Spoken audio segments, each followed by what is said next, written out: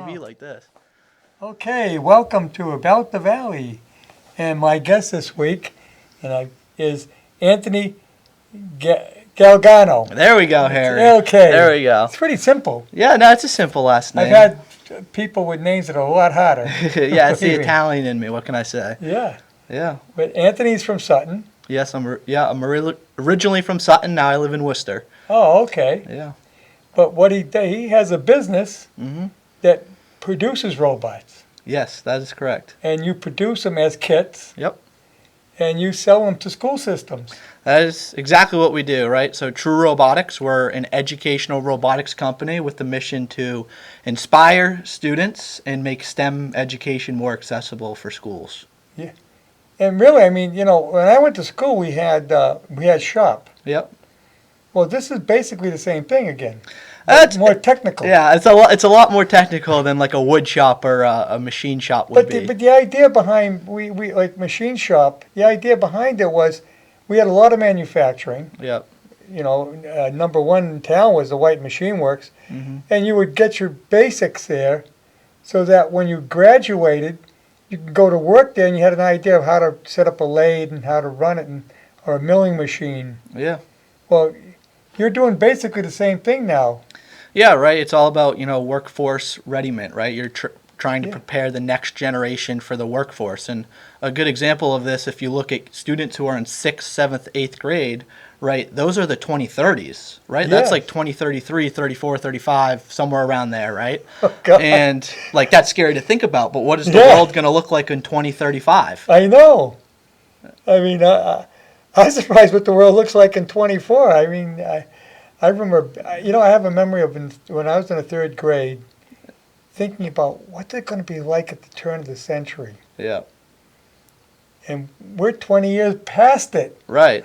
Yeah. No, I mean, you had the dot-com bubble, right? Like the World Wide Web blew up in the late 90s, early 2000s, and now we have the AI revolution is going on, right? Yes. With things like ChatGPT or these platforms that students and professionals can use to code things or write books or create images. So times are changing.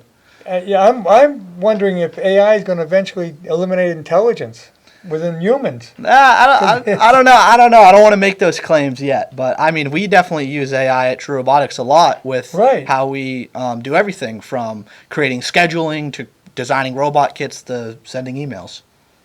Yeah. Yeah. I mean, really, and these look pretty simple, but they're not that simple, are they? So, yeah, these robots are designed, for students in grades 4 through 8. So this is our front pilot right here in front of me. Over there, that's our Axle robot kit. And what these robots are used as is a tool inside of classrooms. So they're meant to be put together with a screwdriver, a wrench, a ruler, and then the students get to use our curriculums we've developed to learn how to program them, drive them around with we have a game controller here, and then also teachers can teach this as a class. You connect these to a laptop to program? Yep. So they get connected to any type of computer, a Windows, MacBook, Chromebooks, via like a USB port, or you could use Bluetooth. Oh. Yeah. Yeah, I know. Today you don't have to make connections anymore. Everything's Bluetooth. Yeah, Bluetooth is great, right? You don't have to deal with these pesky wires anymore. Right. Still, the motors still need wires to power them, but it's like I said, Harry. Times are changing. Yeah. Pretty soon you won't need wires for the motors. Yeah, no, I think we'll still need wires for the motors, just like you need wires for electricity to your house, right? Yeah. I don't think that's going away anytime soon. But it's amazing. I mean, Bluetooth is amazing. Yeah. It's a really powerful tool. It's actually something we teach about in our curriculum, right? Like, how does Bluetooth work, right? It's the same principle the same way like this radio or this TV show is broadcasting, with radio waves to TVs or on the air on the internet, right? You're using radio waves to transmit data. That's the same thing Bluetooth does, and we actually teach that in our curriculums. I often think about that. Today, you just walking around, you got all these radio waves going through you. Yeah. Because they're everywhere. Yeah. Cell phones. Yep. Microwaves. Yep. I mean, it's unbelievable, and I'm wondering if that's going to have an effect on us in some ways, but I guess not. Yeah, I don't think they're going to be that drastic. I mean, if you think about it, right, like you've been dealing with them for, dozens 20, 30, 40, 50 years, Right. we've had the radio going through houses and TV channels Right. going to houses. Yeah. I'm not a doctor, right? So I don't really know. I'm a roboticist, right? I help inspire kids with robot kits, right? That's my mission. I am amazed. I mean, like, I use Bluetooth when I'm out raking my lawn. Yep. You I'm got hooked in headphones my Sirius XM Yep. through my Bluetooth. Yeah. Yeah. So I mean, it's everywhere. unbelievable. And yeah, and now you're doing it with the robots. Now, these are becoming more and more popular too, and they're being used on an everyday basis. Yeah. Yeah, robots, I mean, they're everywhere now, right? They're in the real world. They're, the cameras that control this TV station, right? Those are controlled by robots now. Right. Harry was just telling me that. I mean, they're everywhere, and preparing kids to be able to use robots and be comfortable with them in the future is our biggest focus. Yeah, we think of robots, when you think of, what you saw in 50 sci-fi movies Yeah. or in Lost in Space. Yeah. But that's only part of being a robot. Right. Robots are also what vacuums your house now. Yeah, I have a robot vacuum cleaner at my house. It saves me a lot of time, right? Luckily, I know how it works, right? So if it breaks, I can fix it. And that's the kind of skill set we're trying to teach students and the next generation is we don't want them to be scared of technology. Right. Right. In 30 years from now, you might see a self-driving car on the road in Oh, Massachusetts. you got them now. Yeah, they are now, right? They're in San Francisco, right? They just passed a law saying Well, they're Ford just advertised fully was out. just advertising a new car that's coming out, a Mustang, Yep. all electric Yep. and self-driving. Yep. You program it, and it knows where to make turns and everything else. Yeah, so I mean, self-driving cars, right? Like that's a whole rabbit hole we can go down. Yeah. There's different tiers of self-driving that automotive industries have created to gauge how well your car can self-drive, right? Like your cruise control feature, that's technically self-driving, right? Right, and every car comes through with them now. That's standard. Yep, that's standard. Any of those lane assist features on cars, right? Yes. That's self-driving. Any of the auto parking, right, where a car you could pull up to a parking spot and it'll drive into it for you. I know, it's amazing. You park your car for you. Yeah, you don't have to worry about hitting anything No. anymore. Yeah, so the self-driving capabilities have been out for a while, but I think a lot of people are still scared of the concept. Right, well, do you trust it? Yeah. You have to, and I think this has always been true. When cars first came on the scene, people weren't trustworthy of them. Right. Yeah, I think I forget the exact quote. I think it was like Henry Ford or something said that if you ask people what they would want, they wouldn't say a faster car, they would say a faster horse. Right, Yeah. when they first came out. It's something along those lines. I Right, think I butchered it. right. But same thing with these self-driving cars, right? And you do this with your robots too, right?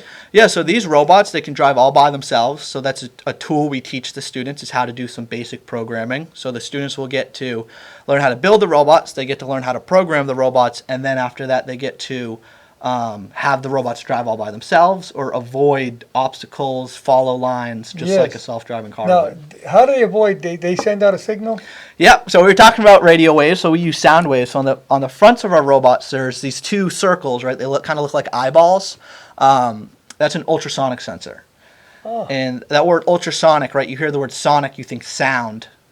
Ultrasonic sensors send out sound waves. They bounce off objects, and then they come back to a receiver, It's similar to sonar. right? Just like how a bat sees with sonar.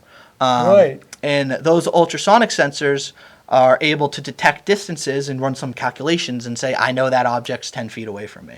And it does that calculating in a matter of megaseconds. Yeah, like we're talking, fractions of Yeah. a second, and it's processing this. And the sensor is just, think of it as like your mouth and your ears. But the brain, the top portion of the robot is actually doing the calculations. It's amazing. I mean, it's a lot faster than you can think. Yeah, it is. It's a lot faster than I would be able to, process some of that data. Yeah. But at the same time, right, like we can see and we're processing that very quickly in our brains. So you might say that's a portion of AI right there. Yeah, so this isn't necessarily artificial intelligence in like the mainstream sense of it, right? Like our robots can't really teach themselves new things. They're more pre-programmed, meaning they Right. react to the environment, and they don't really learn from it. You know, the big thing with AI is that you are now developing some sort of algorithm that could sense objects and then be able to maybe tell what it is, right? Which we're not, these robots can't do that yet. Right. Yeah. Right. But when you're talking that part of AI, now we're getting close to being human. Right, yeah, and it's very humanoid, right? A lot of the new robot speech and talking capabilities that are being developed, right? Like with ChatGPT, you could have a full conversation with it about anything you want now, right? It's unbelievable, isn't it? Yeah, But, even my Alexa, yeah, to a certain extent, I can ask it questions and it gives me answers. yeah, yeah. So, Alexa's another powerful tool, right? Like Siri or Google Voice are some of them that are Yeah. just great for They get the information right regular off things, the yeah. internet. Yeah, they just do a Google search for you real quick. Yeah, unbelievably quick. Yeah, That's what I'm just amazed by this stuff. I mean, I always was a gadget guy, yeah. but what's happening today, and it's happening so rapidly, is unbelievable. Yeah, absolutely. When did you get into robots? So I got into robotics probably when I was like 3 years old. Really? So my dad started robotics teams at Bay Path High School. He started a robotics team at Algonquin High School, and then now he runs a robotics program at Sutton High School.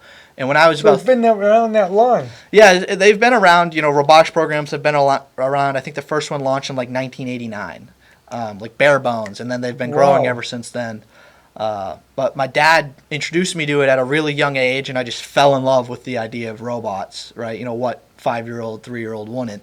And my dad was a big supporter in me going to join after-school robotics clubs when I was in elementary school, middle school, high school, and then ultimately going to WPI to get a degree in robotics engineering.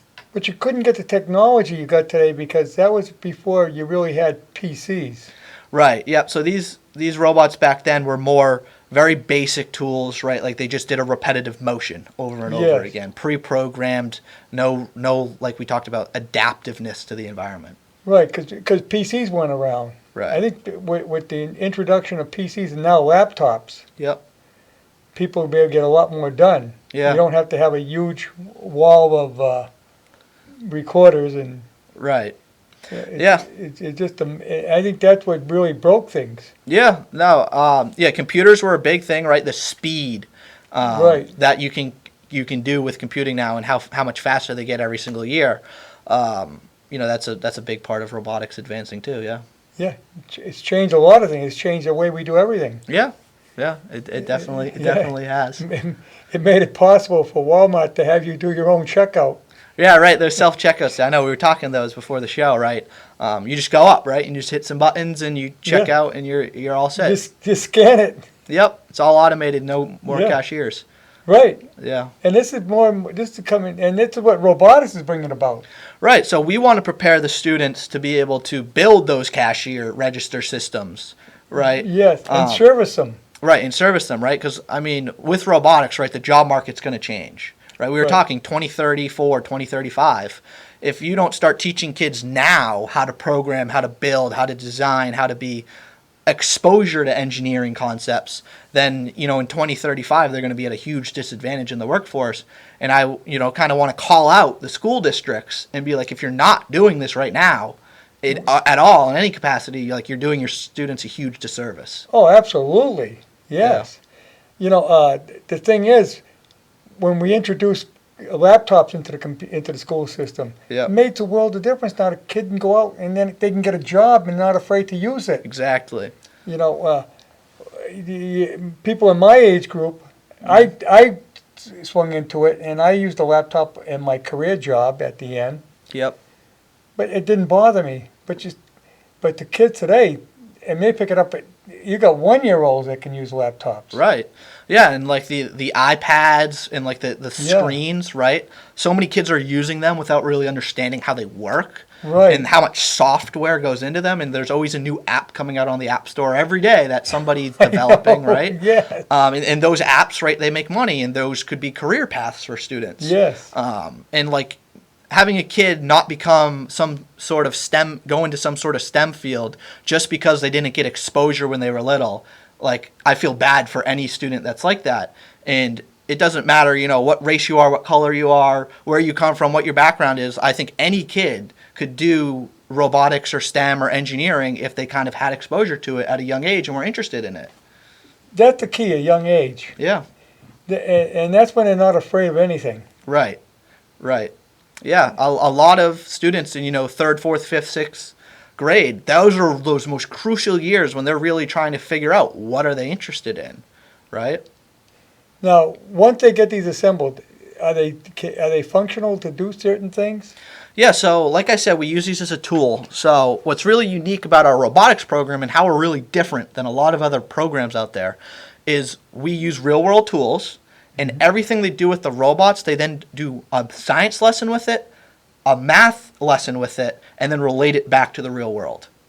So a great example of this, we were talking about that ultrasonic sensor, right? Yeah. The students are going to build the ultrasonic sensor and put it on the robot. They're going to learn how to program it. They're going to do a data collection lesson where they, create a hypothesis on how well the sensor is going to accurately measure distances. They're going to record a bunch of data. Then they're going to plot that data. The older kids might come up with, best fit lines, scatter plots, and equations for it, right? And then they're going to relate that back to the real world. I mean, this is stuff that when I was in high school, we never thought of doing. Right. I mean, the closer we got was algebra. And that's the thing, Harry. We're tricking kids into doing algebra. Yeah. And, these could be kids. This is advanced algebra. Yeah, right. This is equations, right? Like algebra 1, algebra 2 level, 9th or 10th grade algebra, we're tricking them in 4th and 5th grade to do. Yeah. Yeah. And you're going to need this because it's going to be a technical world. Absolutely, right? In a lot of software engineering or programming, computer science, you're doing math in those programs. You need to understand, a lot of algebra to be able to do that, or any field really. Yeah. In STEM, you use algebra every day. Yeah, and what's the other kind of math? Calculus? Calculus. Yeah, I'll be honest. As an engineer, I don't use calculus that often, but some people do. Right. Yeah. Yeah, I never had it. You never had a calculus? No, never had. We had algebra, not calculus, but that was coming later on. I'm too old now. Yeah, yeah. I think calculus is more for those like super specific industries, like rocket scientists might use some calculus, and right. Advanced, the people that build AI models use calculus, but right. Vision, these cameras use some calculus to program them, but not every day. I wouldn't say calculus is something that everyday normal person should go out and learn today. Right. But STEM is a lot more involved than just robots. Yeah, absolutely. And that word STEM, right? You just said it. That's science, technology, engineering, and math. Right. A lot of people say that those are 4 subjects, right? But it's really not. It's the cohesion of all 4 of those subjects into one topic that then you have to figure out how do you get an application of all 4 at once. And robots are just a really good way to do that. And, of course, you went to WPI. Yes, I did. And they did a lot of advancement work on robots, haven't they? Yeah, so WPI was the first robotics bachelor's degree in the country, right? Oh, I didn't know that. Yep. So they started you beat the program MIT there. on it. They did beat MIT on it for the undergrad. Oh. And I think, I forget what year it came out, but when I heard about that, right, I wanted to go to WPI ever since I was little, just being from Sutton and learning, going there for summer camps and stuff. But knowing they had a robotics engineering degree was a no-brainer for me to go do. Yeah, a lot of people don't realize that. When you think of a technical college, they think of MIT. Right. But MIT actually is not as advanced as WPI. I mean, I think they're both really advanced. They're both great, but Yeah. I think WPI has done a lot more advancement work. Yeah. Than they get credit for. They don't. I mean, MIT definitely, I think, has a bigger name, right? Right. I think. But, I mean, WPI is still a world-renowned school, right? They still have global recognition, and they do amazing things. They're rival schools, right? They always pit themselves against each other, but, they're both great programs. We actually did our market research when we started this company. We were a cohort of WPI and MIT professors and students. Oh. So when we started this company back in August of 2021, we did a 4-month market research program with those MIT professors where we went out and interviewed people to create a value proposition for our company. That's what I get into. What made you want to get into this? You wanted to stay in robotics. Yep. And you came away. How'd you come up with the concept of building these kits? Yeah, so when I was in high school, I had a soccer coach, and his name was Kwasi Achimpong. He was originally from Ghana. He came over here when he was 10 years old. He grew up in Webster, Massachusetts, and he was my soccer coach at the time, and he started this nonprofit called Our Bright Future, Inc. And I needed volunteer hours because I was in high school, and he had a nonprofit, and I was like, we're a match made in heaven. So I went and I volunteered for him, and he had this after-school program for inner-city students in Worcester at the YMCA main branch. So as I was volunteering, I saw all of these kids, and none of them were given any STEM opportunities. They were just playing sports. They were doing some homework help. And I was like, hey, Kwasi, can we try doing robotics with these kids? And he looks at me. And this is when you were in high school. This is when I was in high school, yeah. He looks at me, and he's like, Anthony, these are all like, inner city kids. I can barely get them to play basketball without fighting. Like, how are you going to get these kids to do robotics? So I was like, let's just try. And he was like, okay, whatever. So we wheeled in a bunch of robots, little ones that they could play with, and then we brought some like big high school level robotics competition, and these kids went nuts, right? These kids were seeing robots shoot basketballs. They were engaging with the robots. Even the staff were like, wow, this stuff's awesome. So then we introduced a robotics program to these students by just buying existing programs on the market. Fast forward several years later, Kwasi came back to me and he challenged me, and he was like, hey, Anthony, one of our biggest costs at Our Bright Future is purchasing new equipment, right? Robot kits and 3D printers. Like, could you make your own program? Because we already kind of made a makeshift one, but could we like make a really formal one as a good package and sell that? And that's what we did. We started attaching students' grades to the robotics program to collect data. We developed these robot kits with full-fledged curriculums by hiring teachers, and then we launched our program a little over a year ago. And you know what you did? You took inner city kids. Yep. Who probably could give a damn about an education. Yep. And made them think, maybe I should get an education and get into building these things. Yeah. And the thing with robotics and anything that students find interested in is that it's really hard to tell, like, when you measure students' math and science grades who were in the robotics program and you see an increase, what about that actually brought that increase? Was it seeing the lesson plans twice or seeing the same concept twice? Or was it just the fact that, hey, they did the robotics, they learned about waves, and now when they get tested in waves in their science class, they're a little bit more interested in it just because they saw it once? And now it showed them what this math, why am I taking this math? What am I going to do with this when I graduate from high school? Well, right. Now you know. Right. And I like to bring it back to that ultrasonic sensor, right? So that sensor is probably in your car.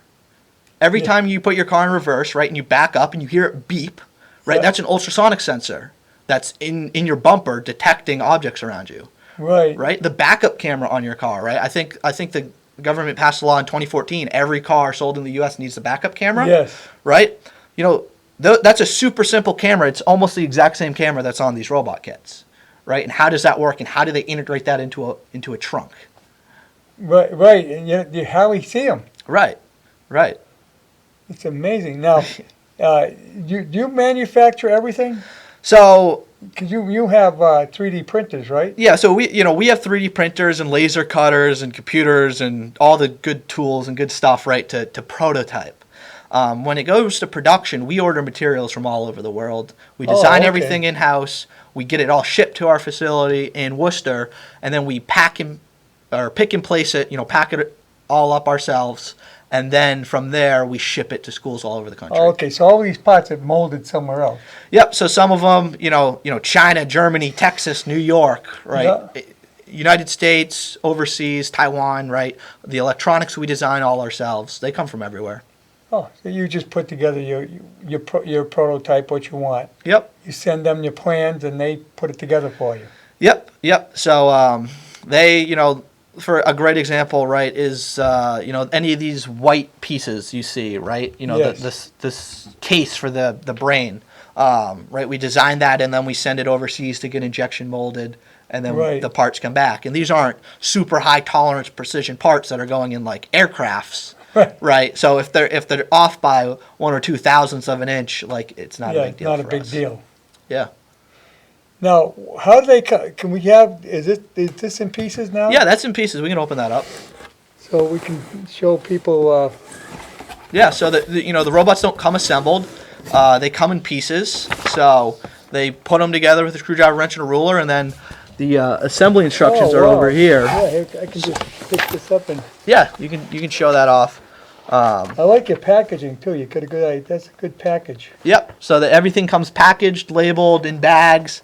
Extra nuts, bolts, and screws because we know students are going to lose them. Oh, that's always good. Yeah.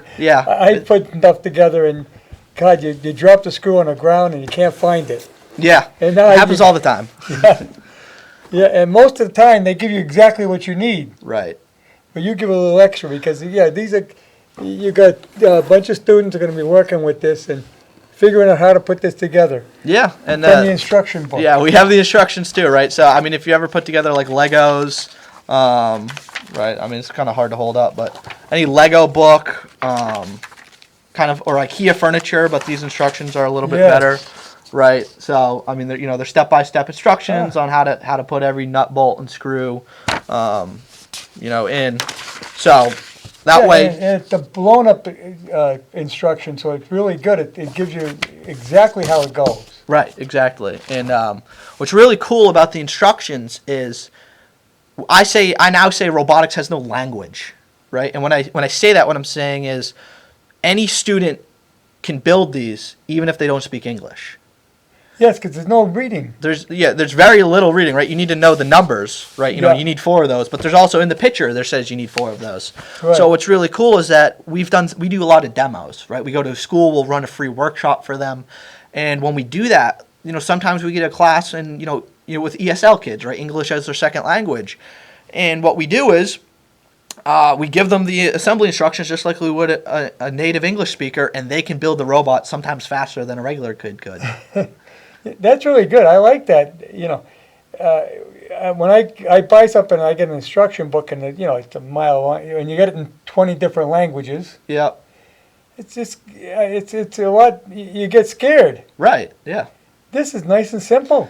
Yeah, so that's the beauty of the program we designed, right? Is we're trying to target, the core students, the average kids, the advanced kids, and maybe a weaker student as well, right? And we don't want to pick who to focus on. We want to focus on all of them. Right. I mean, a first or second grader could put this together. Exactly, right? And I that's been the case. We just we expanded our team recently, and we hired this girl named Carla, and she has a 2-year-old and a 5-year-old, and we gave her the robot kits for her to put together, and she was building them with her 2-year-old and her 5-year-old. Maybe the 2-year-old needed a little bit more help, but still they were able to do it. They could look at the picture and say, okay, I know this goes here. Right? Yeah. Yeah. Just, put the layout, the parts in front of them, and you even put the tools in. Yep, so they come with everything they need, right? Which is, when you talk with educators, and this ties back heavily to the research we did, what are the 4 things that teachers focus on when they want a STEM program, right? And from our research, the 4 things were, one was curriculum materials, right? So like physical lesson plans, worksheets, entrance, exit tickets, things like that. Second thing is physical materials, right? So robot kits, screwdrivers, wrenches, rulers. Third thing is professional development, so training. And then the 4th thing is alignment, making sure the standards are all matched up. So when we talked to them, they said, we don't want to have to buy your kit and then go buy glue sticks, or then go buy zip ties, or buy screwdrivers. Right, we want to be able to put it right together. That when it arrives, we want to be able to put it together. Exactly. So our program comes with everything the teachers need to teach the course. The robot kits come with everything they need except for a computer. But every school in America now has computers, Well, yeah. so that's not an issue. Every kid has a computer, right? Exactly. It's standard equipment today. Yeah, exactly. But it's really amazing. I mean, this is, and you came up with this concept after you graduated from WPI? Yeah, so I was a senior at WPI, and Quasi gave me that challenge, right? How can you create a STEM program with robotics that are our own? And we did our market research, and then we got accepted into this program at WPI. It was called the Business Development Lab, and it was run by the WPI Business School. WPI is very well known for their engineering programs. Right. But I'm going to quote the dean of the business school, Dr. Deborah Jackson, where she says WPI means business. Yeah. Right? And WPI has a great business program. And they were able to give me a small little cube space. It was like a 12 by 12 foot office, which I had from floor to ceiling, full of robot parts. And while I was a senior, my second half of my senior year, I took the bare minimum amount of classes I could. Don't tell my dad that. And just so I could focus on true robotics as much as I could. Yeah. And develop these programs. As long as you get the school. credit, who cares how Yeah, many I classes? still graduated. Yeah. And my dad was happy with me, so Right, it was fine. right. I mean, who cares how many classes you take? Right. In fact, sometimes I think they have you take classes that are useless. Yeah, yeah. I mean, some of my classes, right, like I don't use anything, but I mean, it was good because it taught me how to like show up to class, submit Right. the assignments, even on things I don't really like to do, which helps me now when I want to, if I have to do something I don't really like to do. So, yeah. Oh, yeah. Oh, I remember back in school, doing compositions and things like that. So what am I going to do? Now I write a column for a magazine. Yeah. Well, I wouldn't have been able to do that if I didn't learn back then. Right. But at the time, you think, what's the use of this? Yeah. Yeah. But it teaches you to think. Right, it does teach you to think, and I think that's the most important part that I got at WPI was the ability to challenge myself, right? Yes. And then be able to like hit a wall and like knock it down and just keep going, whether it was a Yes. class assignment or starting this company or whatever it was. Yes, but it must have been tough starting out, but now you had to go out and get some capital. Yep. So we're completely bootstrapped, meaning myself and my business partner put up all the money for the company, and we've been growing it ever since then with no plans to raise funds at this point in time. And with that being said, when we were at the WPI Business School, we were growing this company. We'll let you in on a little secret. When I was graduating college, I was a senior. It was January, February of my senior year. I was working on True Robotics pretty much with all my spare time. I had a conversation with my dad where I was like, hey, Dad, like, I don't think I want to get a job. I want to do this full time. And I have a very good relationship with him. And he was like, no, you're going to go get a job, right? You just went to 4 years of an expensive college. You're going to get a job. Yeah. So he won that battle. And I did get a full-time job at this defense contractor called Mercury Systems in Andover. I've heard of them, yeah. Yep. And I worked there as an electrical engineer. And when I was there, I was very secretive about this like little endeavor I was doing because I didn't want them to think I was distracted at work. And when I was working there, so I worked at Mercury Systems for 8 months, working there during the day, and then at night going into my WPI office and just working, sometimes 1, 2, 3 a.m. and then going to work again the next day at 7 a.m. God. just so we could finish our initial classroom set. So we had a program to sell. Well, I guess you really were set on what you wanted to do because that was a good job, paid well. Oh yeah, absolutely. It paid well, had great benefits. Yeah, it would be easy to fall into it and do a career. Yep. And I remember, I can still tell you the day I quit that job, I was trembling a little bit because I knew I was going to be able to pay myself right for the foreseeable future with True Robotics. But I went in my boss's office and I told him what I was trying to do. And I thought he was going to, they really liked me. I thought he was going to like rip me a new one. But he didn't do that. He was like, settle down. He was eating some chips and salsa. He gave me his chips and salsa. He was like, relax. And he was like, I think this is the coolest thing ever. Like, I wish you all the luck. And I was like, whoa. Right? Like, this, okay. So, like, people were supporting me. He had done it. Yeah. The question he asked me was, can I invest yet? I was like, not yet, Dan. But, that is amazing, though. You yeah. took a big chance, too, because, you went from having an income to Yep. hope to have an income. Right. My fiance now, she wasn't that happy with me, but, we got past it. We're good now. So, yeah. Well, you delayed. Are you married now? So I'm engaged to an absolute sweetheart. Her name's Emma. And we currently live together. We're engaged. We're getting married in a year and a half, I think. Yeah. But we're actually been dating since high school. Oh, wow. Yeah. So high school sweethearts. Oh, from Sutton? St. Peter Marion in Worcester Oh, is where okay. we met in high school. And so it was. We met in high school. We dated. She went to WPI. I went to WPI. Oh, wow. She's from Sterling. I'm from Sutton. So, yeah. Is she an engineer as well? So yeah, she's smarter than I am. I'll tell you that. She got her degree in biomedical engineering and then a master's in management. And now she's taking over her family business. That's another big field that's growing rapidly. New field, relatively new, and big in Worcester. Yeah, it is. And yeah, biomedical engineering is an awesome field. So right, that's where some of the students that do our robotics program could go, right? Because you're giving them the exposure to STEM. Yes, but part of the bioengineering, they use robots. Yes. So one part of robotics is like augmented robotics, right? And a lot of people think of like AR, augmented reality headsets that you put on, but a more extreme example of that would be prosthetics. Right, yes. So if you ever see a prosthetic that has fingers that can move all by itself, right, that's a robotic system. Yes. Right, using sensors in the arm that talk to the nerves in your arm. Yeah, it's amazing what they're coming up with. Yeah, it is.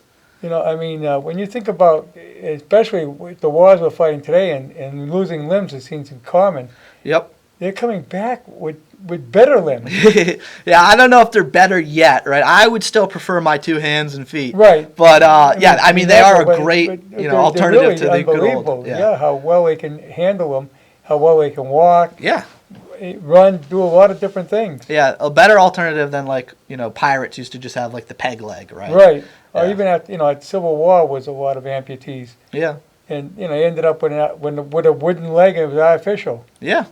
Yeah, so I mean prosthetics, that was actually one thing I was interested in when I was little, was like learning about them because they're robotic, but I kind of just found my calling, and that was educational robotics, and going into schools, working with teachers and students. That's what keeps me going. But the future of robotics is amazing. Eventually you could have a situation where if someone's bedridden with an illness, you wouldn't have to have a human being, you could have a robot doing all they needed. Yeah, you could have, robots. If you ever seen the movie I, Robot with Will Smith. Yes.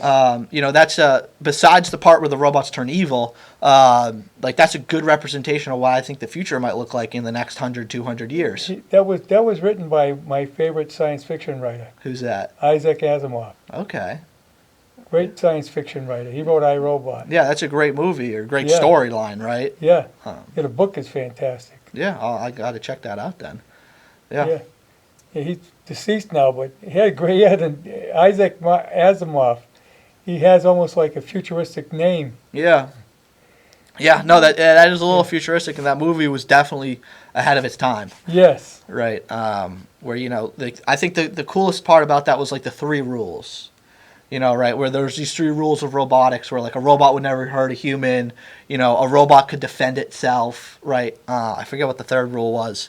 A robot always has to obey what a human says, as long as it doesn't conflict with the other rules. Right. And like if you look ahead in the next 100 years, security and safety and robotics and AI is a huge question mark. Yes, it is. Right. Well, there's going to be. Do they have rights? Right. And robots have become more human. Mm-hmm. You're going to have to think. They might want to exercise rights. Yeah. I mean, it's always a weird topic to bring up, right? Like, can an AI model have rights and learn to vote? And I don't know what that's going to look like. But more importantly, right, like, what's the security on that look like? How do you I think maybe in the future, companies might come out to create that are just like a security company. Right, like police department type things, but software companies for AI. Yes. Right. You end up with a RoboCop. Right. Yeah, like RoboCop. That's a good example too. I'm wondering that robots eventually, people could reach never dying because you would incorporate yourself into the robot. Yeah, that's a big one, right? Is being able to download your brain. And your consciousness into a hard drive. I don't know about that. We don't teach that, Harry. No, but I mean, these are what you have to think about in the future, the way things are, and the rapid pace at the way things are advancing today. Yeah. No, stuff is everything. Like I said, it's flying, right? Schools ask us, how long will your robot kits be good for? And I always like to say, you know, I say 5 years because like the plastics, metals, they're not going to break down or anything. But the technology, it's just going to get old. Yeah, the technology is.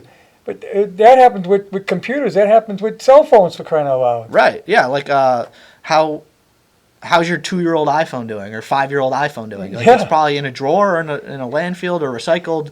You know. Because the new one comes out and it's so more advanced and it does so much more. Right. Yeah. And it's constantly changing like that. I mean, I go back to when, we started with the pagers. Yeah. I was a salesman on the road. Yeah. When I first started in 1974, my wife couldn't get a hold of me all day. Yeah. Because there was no way. There were no cell phones. Right. You had a lot of pay phones around, but I'd have to call her. How would she know where I was? Then we went to pagers. Mm-hmm. Oh, now she could page me. Yeah. But now, you know where someone is 24 hours a day because you can call with a cell phone. Everybody walks around with the phone attached. Oh, yeah. No, yeah, absolutely. I mean, you can look track how people and all that that good much stuff. advancement in less than, you might say cell phones have been around for probably over 20 years. Yeah. The Yeah, well, I think advancement. longer than that. Yeah, but Yeah. absolutely, right? And Well, time flies for me. Yeah. I can't comprehend. Probably more like 30 years. yeah. Yeah, But and that's it's amazing. I mean, you went around with, you had the car, bag phones in the car. They were cellular, but they were big. yep. Now you got a little thing that you carry, your wristwatch. Right, yeah, the Apple Watches or Fitbits, Yeah. right? You know, those have cellular data in them now, so you don't even need to carry your phone with And you. they're talking now about one that you'll be able to attach to your body. Yeah, so there's a couple of them coming out. They're these little, they look like an Apple Watch without the band, and you clip it onto your chest, Yeah. and then it talks to you. It's just like a personal assistant. Yeah. And you know, you can stick your hand out, and it'll project, and you could, like, type on your hand. And this is all part of the technology you're involved in. Yeah, I mean, this is like exactly the type of technology that we're trying to get kids ready for. How to use it, how to not be afraid of it. Some students, right, how to build it, design it, program it, everything like that. Yeah, you've been with the company iRobot. Yeah, iRobot, that's a great company. Yeah, I mean, they've come a long way. They started out with making vacuum cleaners. Right, yeah, and I mean, they still make vacuum cleaners, and they Right, make really good vacuum cleaners. Yeah, That's why people they've keep gotten buying really them. good. Yeah, And when they first came out, you had to worry about them falling down the stairs or bumping into the wall and getting stuck. Now they have so many sensors in them, they can clean your own house without hitting anything. right, yeah, and they don't fall downstairs anymore. They don't drive into your, you know, if your dog poops on the floor, they don't drive into the dog poop anymore. They don't drive into the dog. Yeah, they know to ignore the dogs. So yeah, I mean, they definitely come a long way, and like keep bringing it back to that's why we want schools to run robotics programs or STEM programs. Someone's got to repair these things, Right. as well as invent them and advance them. Yeah, absolutely. And this is all part of it, and that's what you're teaching here in the STEM program. Yeah, that's what we're doing, and like we said, we want to go into schools and we want to do it more. Are you working with the people at the chamber on the school system they got down there? Yeah, so the Blackstone Valley Hub for Workforce Hub for- Development. yes. So I think, you know, Ashley and Jocelyn, they work there. Yes. We've been working with them. We're actually going to be setting up a date. I think it's going to be in May or June. I forget what day we picked. Where we're going to be running a workshop there in the evening for any student. It's going to be like, I think 8 and up is what we set the minimum age level for, and kids are going to get to come in. They're going to get to build a robot. They're going to get to program it. So it's going to be a great little workshop. Yeah, they do. They get quite advanced training down there with the with their printers, 3D printers, and everything else. Yep. So they have like their welding workshops, their 3D printing, their soldering. That's a big one. Bob is the name of the gentleman that works there, and he's amazing. I've talked with him multiple times. So like anything we can do with them to help get this program into schools.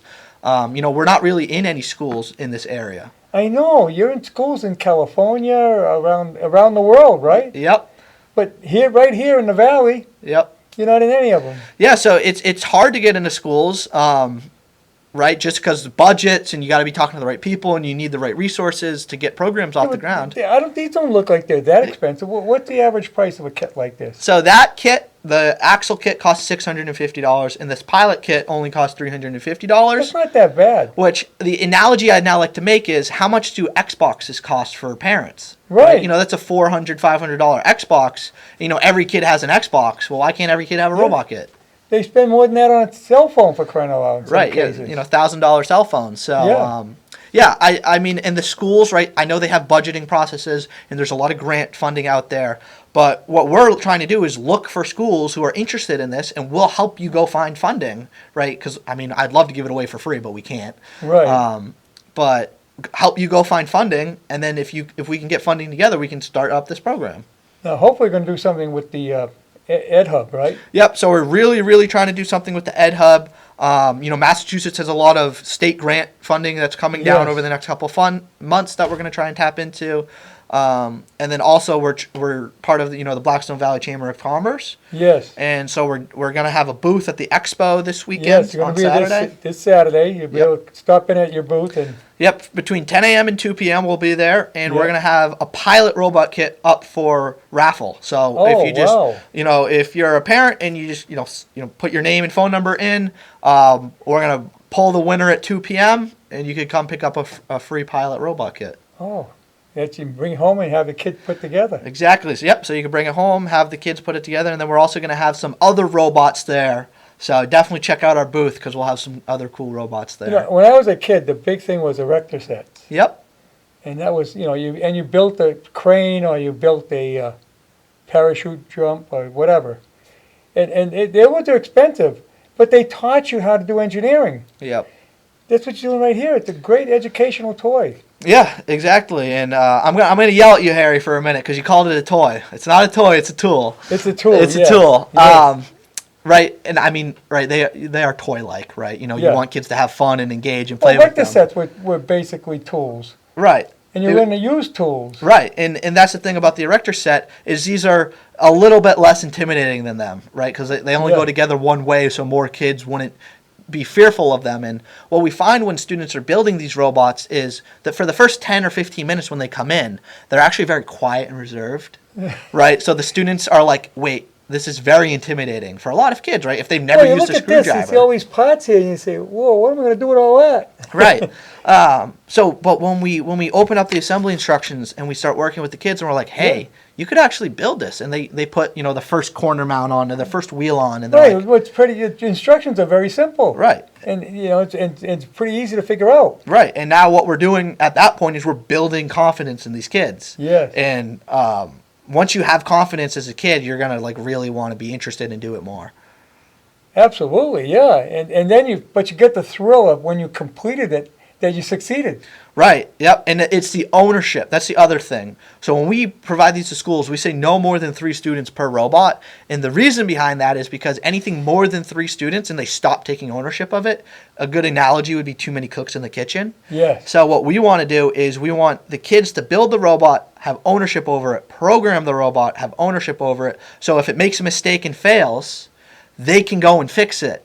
And, we don't punish failure in our program. We reward failure in our program. Right. We say, try again. Or you did it this way. What did you do wrong? Go find your mistake and fix it. But probably the best bet would be 1 per child.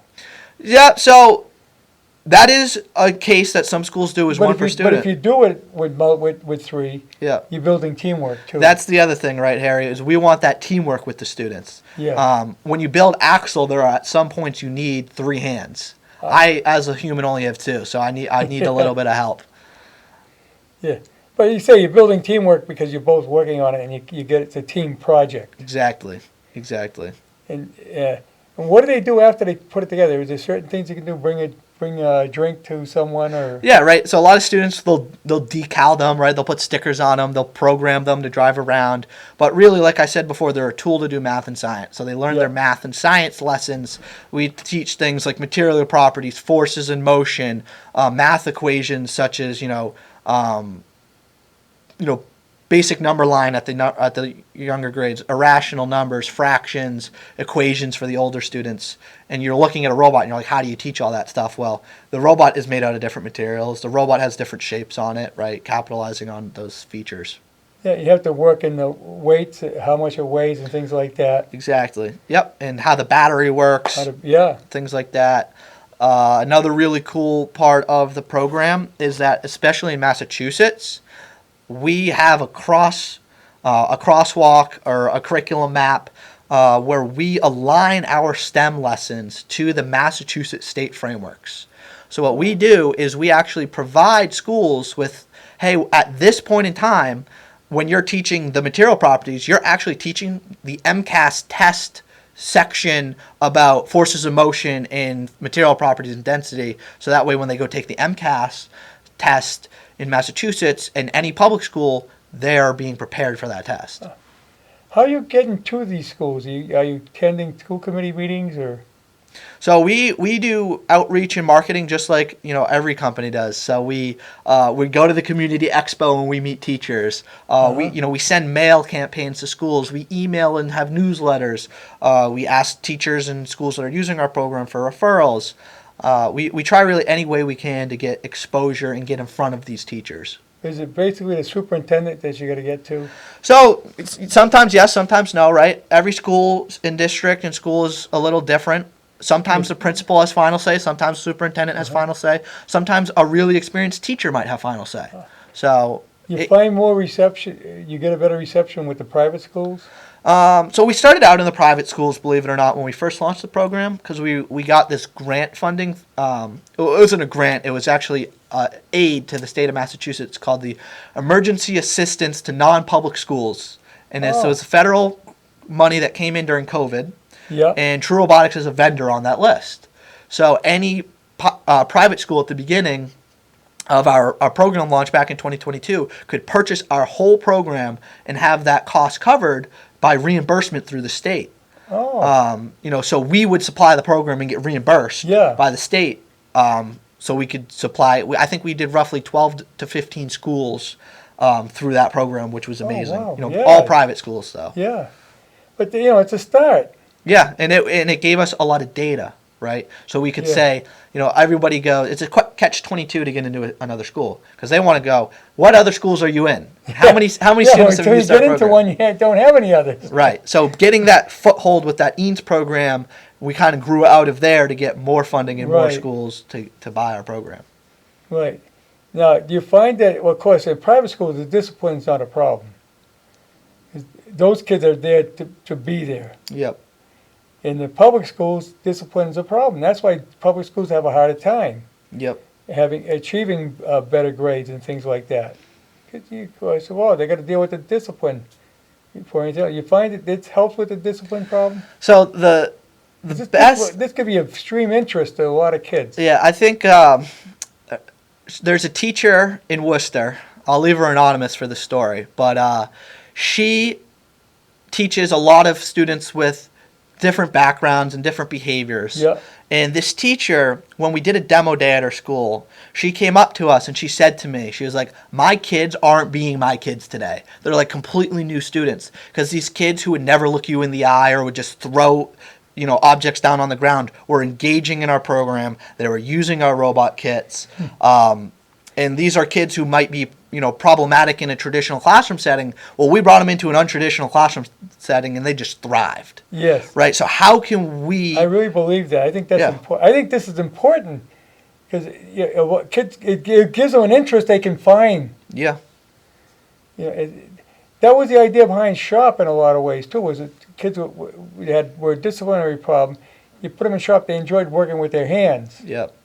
Well, now here again, they can do the same thing, but they're not only working with their hands, they're working with their brains. Right, and that technology, right? And how do you get a student that can't sit still to write down a math equation, right? When all they want to do is get up. Right. Well, if they're doing something with the robot and then they write down an equation and then they do something with the robot and then they write down an equation, they're much more prone to actually do the lesson rather than just watch a teacher on a whiteboard teach a math lesson, which there's always going to be a place for that.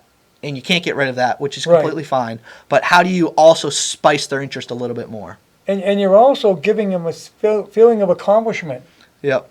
And I think a lot of that's what they need, these kids. They need to feel they did something. Right. Yeah, and I think it really starts, the the cool part about the students is, right, they love the program and love the hands-on, but it starts with the adults. It starts with the teachers and administration. And, we really want to call them out, right, and say, how can we get programs like this into your school districts? And if funding is the issue, let us help you write grants. If personnel is the issue, let us help you find people to run the program. I think what you've done, too, for a lot of these kids, they already feel like they're left out. Right. That they have, I don't have any talent. I'm just a nobody. I was born to this situation, and that's what. This shows them that no, you can be just as smart as that other kid. Exactly. And it doesn't matter that you don't have two parents, or you may not have any parents. Yeah. Yeah, and another one could be like special education or alternative education. Yes. We're actually, True Robotics partners with the National Alternative Education Association. We go to their conferences every year now, and what that is all students, with maybe they have a disability, maybe they have chronic absenteeism. And what we do is we provide our robotics programs to those types of schools, and those students thrive in these types of environments because they're not just watching a teacher on a whiteboard. They're actually hands-on. Right. Well, I'm going to tell you anything. We're getting close to the end here. Yeah. I want to thank you for coming. This is very interesting. Yeah, thanks for having me, Harry. I appreciate it. And I want to tell people, if you're going to be at the expo this Saturday from 10 to 2, Yep. stop by Anthony's table, and you can take a chance at winning a robotic kit. Yeah, and everyone can get to drive one around. Get to drive, see what it's like. Yep, and like I said, I don't want to ruin it, but there will be a special guest there. Not a person, a robot. Okay. And we're gonna be running that robot all the way around the whole fair. So you'll definitely see us there. Yeah, this is gonna be great. I mean, I'm really looking forward to it. We have a table there for WCRN. Yeah. But we'll be looking forward to seeing you there. Yeah, absolutely. I'm looking forward to it as well. And if people want to check us out, right, you can look up True Robotics, right? We'll pop up on Google, but, we have a Facebook at, True Robotics Inc., Instagram, True Robotics Inc., LinkedIn, True Robotics Inc., a Twitter, True Robotics, no ink on that one. And if you think this would be a great thing for your son or daughter, and you're in the school, they're in the school system, I don't care what town it is, maybe you ought to approach your local principal or your superintendent and tell them, why don't you look into this? Right. True Robotics. It's a great program. It's not expensive. Yep. It's a lot cheaper than a lot of programs. That is true, and right, that was part of our research we did at the beginning. Is a Lego robot kit, the new one, the Spike Primes, they cost $3.99. Right, our pilot program, those robot kits cost $3.50, and these use real world tools. And Lego, uses Legos, which are more toyish, right? Versus this is using like real batteries and screwdrivers and wrenches and rulers. So if cost is an issue, we can find a solution. But like I'm saying, let's talk. And a kid having a chance to go to a course like this can make a difference in whether they stay in school or not. Exactly. Yeah. Make the kids have a reason to want to come to school. Yes. On Tuesdays they have robotics, and no kid would ever skip Tuesdays because they want to go to robotics class. Yeah, I mean, there's a lot of kids that they go to school because they like the sports, but there's a lot of kids that aren't into sports. Yeah. This is something else for them. Yep. This could definitely be something to get kids to come to school. I completely agree. And like you're saying, Harry, we're attacking the educators. Right? We want to make a change in the school districts. We want to make a change in, the educational system. We want more robotics in there. A lot of educators believe that too, right? And we want to find those people, and we want to work with them. We want to get this in their And no doubt hands this of is their the students. future. Absolutely. Well, Tony, thank you very much. And we'll see you next week on About the Valley.